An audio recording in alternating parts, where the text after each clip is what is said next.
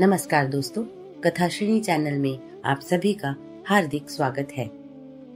आज मैं आपके सामने एक कहानी बालिका हेलन वॉकर की सत्यनिष्ठा लेकर प्रस्तुत हुई हूँ। 200 साल पहले की बात है।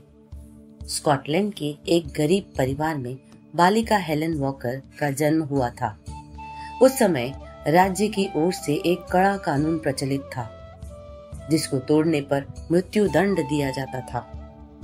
हेलन अपनी छोटी बहन को बहुत प्यार करती थी, सदा अपने पास रखती थी। इस छोटी बालिका ने कानून तोड़ दिया।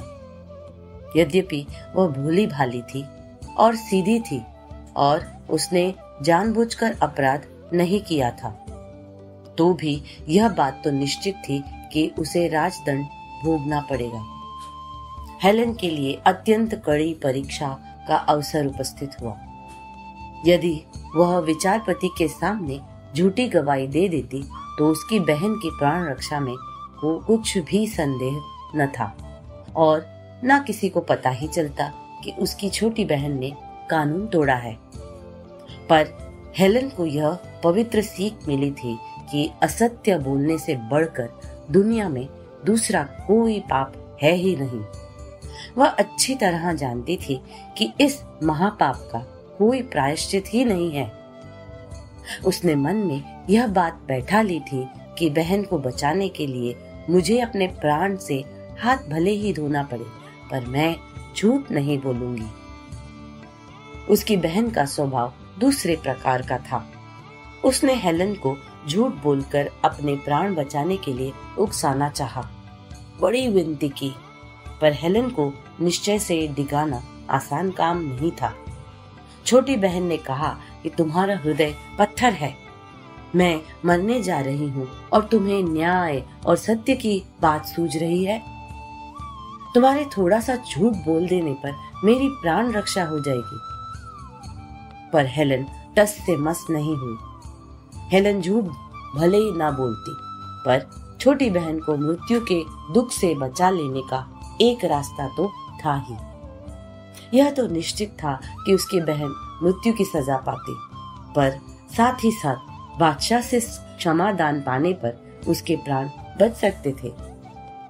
सबसे टेढ़ा प्रश्न तो यह था कि स्कॉटलैंड के बादशाह सैकड़ों मील दूर पर लंदन में रहते थे। हेलन गरीब माता पिता की संतान थी।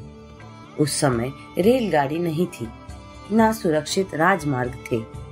धनी लोग तो घोड़ा गाड़ियों पर राजधानी में जाया करते थे। एक बालिका पैदल चलकर इतनी दूर यात्रा किस तरह पूरी कर सकेगी? यह एक विचित्र समस्या थी। उसे पैदल ही रास्ते पूरे करने थे। उसे तो पैदल ही रास्ता पूरा करना था। वह चल पड़ी। अपने सत्य की रक्षा के लिए वह रात रात भर चलती रही। निर्जन वनों में, बीहड़ रास्तों में और भयंकर शीत में परमात्मा का नाम स्मरण करती हुई वह लंदन जा पहुंची। उसके कोमल तलुओं में बड़े बड़े छाले पड़ गए थे। अंग अंग में भीषण पीड़ा हो रही थी, पर यह सब कुछ सत्य की रक्षा और न्याय के प्रति पूर्ण भक्ति के लिए था। हेलन अपने पिता के एक मित्र के घर गई। वे स्कॉटलैंड के निवासी थे। वे अर्गिल के सामंत थे। उस समय बादशाह लंदन से बाहर गए हुए थे। इसलिए हेलन ने सामंत से कहा कि मैं महारानी से मिलना चाहती हूँ। आप इस काम में मेरी सहायता करें।